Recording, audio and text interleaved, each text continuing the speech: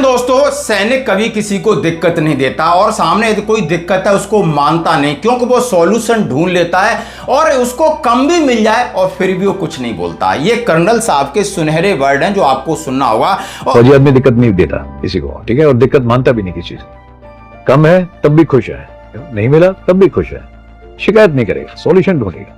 तो attitude mindset वैसे ही तैयार करो। और हमारे जीवन का अहम हिस्सा है और यही हमें मजबूत बनाते हैं कि मिनिमम में भी हम अपना काम चला लेते हैं, हम किसी को दिक्कत भी नहीं देते हैं। और बिल्कुल सही बात है, साथ ही दिक्कत देने वाले लोग, एक कमांडो है जो बॉर्डर से योगी जी से कह रहा है मैं आपका बेटा हूं, इस देश का बेटा हूं, मेरा मकान गिरा दिया है, आपका जो रेवेन्यू विभाग है हमारी सुन नहीं रहा है और मैं बॉर्डर पर हूं, योगी जी कुछ करिए, कुछ करिए, कुछ करिए। आइए। जय हिंद दोस्तों, मैं कमांडो रामकिशन इस समय श्री अमरनाथ यात्रा में तैनात हूं। और दोस्तों, मैं बॉर्डर पे खड़ा होता तो अपने देशवासियों की सुरक्षा के लिए खड़ा होता हूं, ताकि वो सुकून की नींद सो सके और उन तक किसी तरह की कोई बाह्य शक्तियां परेशानी में न डाल सके। तो दोस्तों, मैं आप लोगों से उम्मीद करूंगा, माननीय मुख्यमंत्री आदित्यनाथ जी से निवेदन करूंगा कि आप जो है इस प्रकरण की पूरी जाँच कराएं, इसमें दोषी लोगों के लिए कार्रवाई की जाए और मुझे न्याय मिले। अगर मेरा मकान गिरा गया, मेरा अवैध मकान है, गिरा दिया गया, मैं मानता हूँ, मेरे माँ बाप दोषी हैं, गिरा दिया गया, मुझे उसकी कोई वो नहीं है। लेकिन जो अन्य लोगों को 25 से 30 मकान यादव परिवार का बना हुआ है, तो उसे विशेष कर क्यों बचाया गया है? क्यों निर्माण हुआ? तो कैसे हुआ, किसने किया, इसकी किस मकसद से किया गया, किसने कराया, कैसे हुआ, ये सारी चीज की जाँच का विषय है और जाँच की जाना चाहिए। जय हिंद दोस्तों।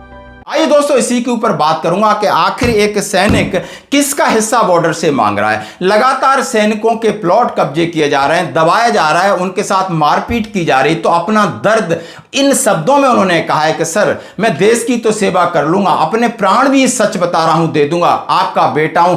कम से कम वो घर जिसमें मेरे माता पिता रहते हैं, कम से कम उस घर को क्यों गिरवा दिया, मेरी जमीन पर कब्जा क्यों करवा दिया। मैं आपसे गुहार लगा रहा हूं। कितनी विनम्रता से, कितनी दयनीय स्थिति होती एक सोल्जर की। दोस्तों, मैं ये बात सत्य कह रहा हूं। बहुत सारे केसेस आते हैं, अभी एक आध केसेस में डालता हूं, सबको पढ़ता हूं, तब आपके सामने लेके आया हूं। और मुझे हमारे एक कर्नल साहब हैं, उन्होंने सत्य कहा है कि सैनिक कभी किसी को यानी कभी भी दिक्कत नहीं देता है और ना ही वो किसी की दिक्कत महसूस करता है, क्योंकि उसको कम में रहने की आदत है, अपने आप को एडजस्ट कर लेता है और ना ही वो शिकायत करता है, क्योंकि वो सॉल्यूशन पे जाता है। दोस्तों, बिल्कुल सही बात है। अब आइए मैं इसी के ऊपर बात करूंगा।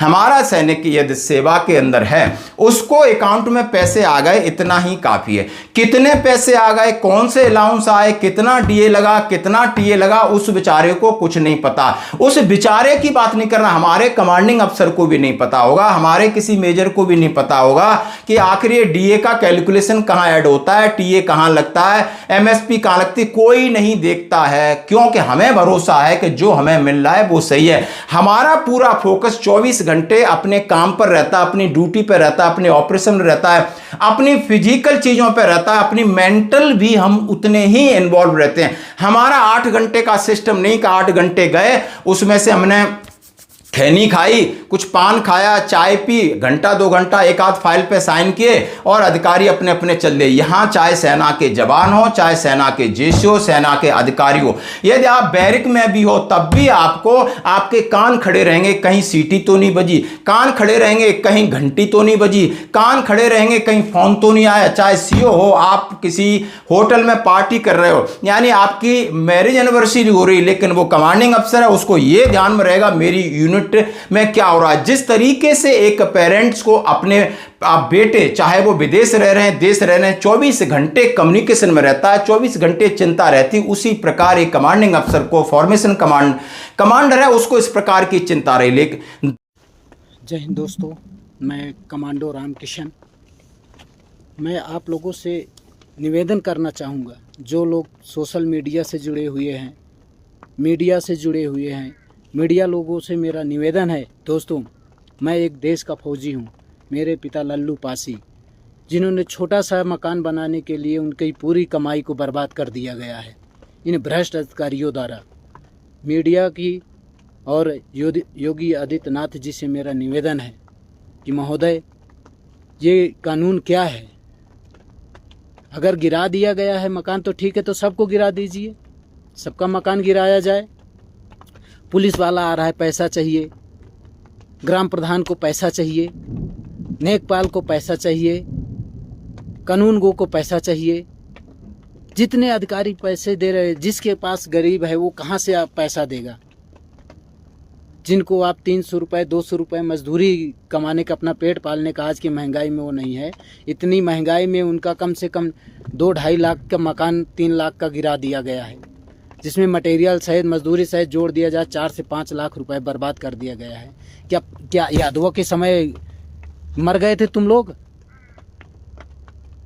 मर गए थे? सो गए थे कहीं?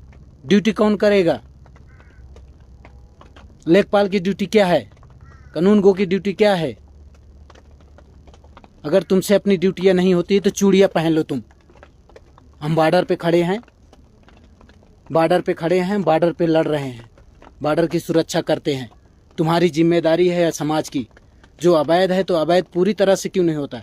उसी भूखंड में बने हुए ज़मीन को आप लोग अवैध बना के गिरा दिया, और जो बन रखे उधर तुम्हारी आंखें नहीं जा रही, क्योंकि तुम लोगों ने पैसा खाया है, घूसखोरी किया है।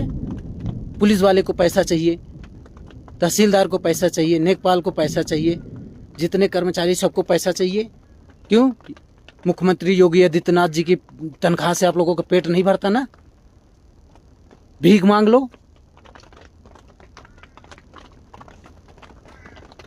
जब तुम अगर आपका न्याय करने का इतना है, तुम्हें कानून दिया गया है, तुम्हें पावर दिया गया है, तो तुम अपने विचारों को जिंदा करिए, अपने आप को जिंदा रखिए। कि किसी न किसी पद पे आप लोग गरिमा के पद पे बैठे हो, चंद रुपयों के लिए अपने आप को बेच दे रहे हो। देश के उसी नीचे कुचले समाज को तुम लोग रौंदते हो, जो तुम्हें इज्जत करते उन्हीं को रौंदते हो। लेकिन दुर्भाग्य बस इस देश की जनता तालियां तो बजा सकती है, ऑपरेशन सिंदूर में तो देख सकती है, यानी मनोरंजन भी हमको मनोरंजन का आइटम समझ कर रखा है, लेकिन हमारे त्याग और बलिदान की अहमियत नहीं, क्योंकि शायद उन्हें लगता होगा ये गरीबों के बच्चे हैं इसलिए फौज में जाते हैं। सही किसी ने कहा था, मैं एक बड़े एक मोटिवेशन थे, एक कवि हैं जैसे कि दिल्ली के, वो कह रहे हैं कभी नेता का बच्चा फौज में जाता है, कभी बड़े क्रिकेटर का बच्चा फौज में जवान बन के जाता है, कभी IAS IPS का बच्चा जवान बन के जाएगा। जिस दिन इनके बच्चे जवान बन करके देश की सेना में जाएंगे, सारी समस्याएं खत्म हो जाएगी, ना आतंकवाद रहेगा और ना ही कुछ रहेगा। और ये सत्य कह रहे लोग, सत्य समझ रहे हैं। और दोस्तों, इतने बड़े दुर्भाग्य की बात है कि जिस रेस्पेक्ट के लिए हम तरस रहे हैं, वो रेस्पेक्ट हमारे लोग ही हमें नहीं दे रहे हैं। और खासकर जितना सर्विस वाला महकमा है, हमें कहीं ना कहीं परेशानी होती है, चाहे पुलिस डिपार्टमेंट से परेशानी है, चाहे रेवेन्यू डिपार्टमेंट से परेशानी है। देखिए इस जवान का वीडियो। धन्यवाद। जय हिंद दोस्तों, मेरा नाम लेफ्टिनेंट योगेश सिंह चौहान है। मैं ग्वालियर मध्य प्रदेश का रहने वाला हूं। मैं अभी 22 ग्रेनेडियर में इंडियन आर्मी में सेवारत हूं। दोस्तों, मैंने 10-11 साल पहले एक प्लॉट लिया था, उसका अभी तक मुझे कब्जा नहीं मिला है।